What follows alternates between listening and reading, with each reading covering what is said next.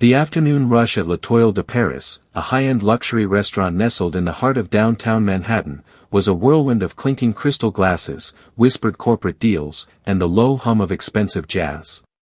At Station 4, 23-year-old Elena wiped a microscopic smudge off a silver water goblet with her linen napkin, her face locked in a polite, unyielding smile. Elena was working a double shift to cover her younger brother's college tuition, her feet aching from 7 hours of running across thick Persian rugs. Despite the exhaustion, her eyes remained sharp and observant. She had learned early in life that in a place where the wealthy paid thousands just for the illusion of superiority, dignity was the only armor a working-class girl had. The heavy mahogany doors swung open, and the temperature in the dining room seemed to drop 10 degrees.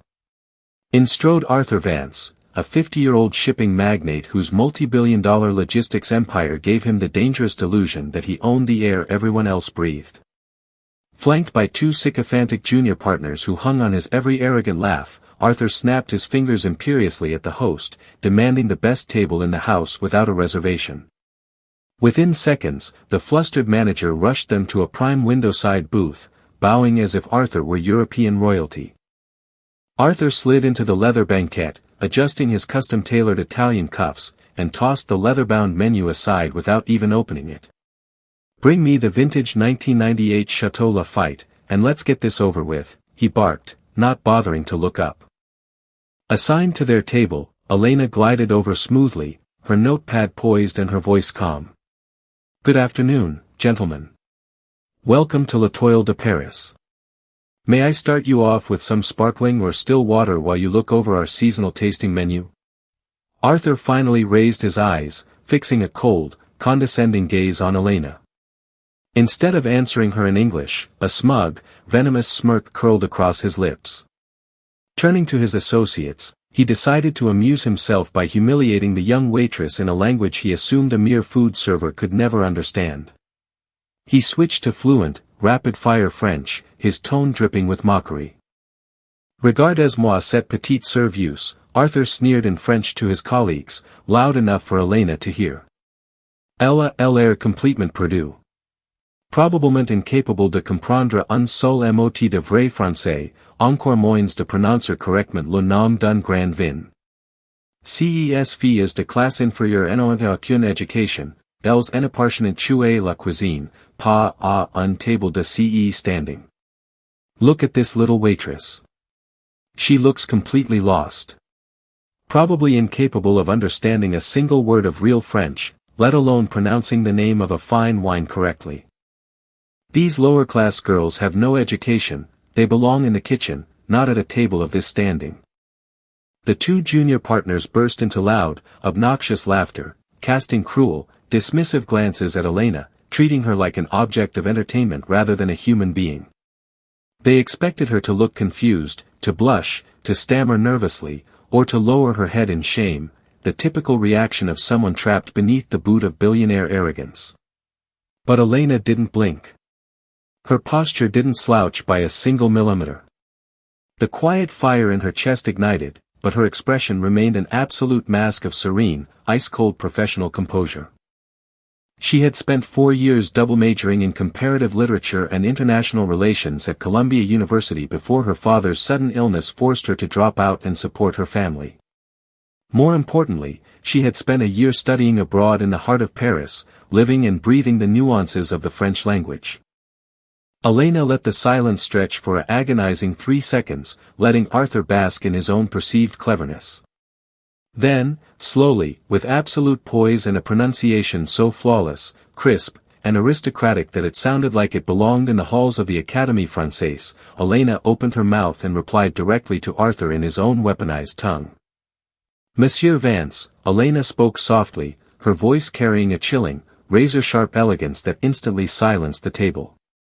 "Ils tout à fait regrettable chuan de faire de votre envergure confondre la richesse de son compte en banque avec la profondeur de son esprit. Si vous avez consacré ne serait ce qu'une fraction du temps que vous passez à rabaisser les autres à l'étude de la langue française, vous auriez su que le 1998 du Château Lafite a été officiellement retiré de notre carte la semaine dernière en raison d'une variation d'oxydation. Cependant, je serais ravi de vous recommander un magnifique Saint-Emilion 2010. Au moins, bien sûr, que votre vocabulaire français ne se limite aux insults de bas étage. Mr. Vance, it is quite regrettable that a businessman of your stature confuses the wealth of his bank account with the depth of his intellect.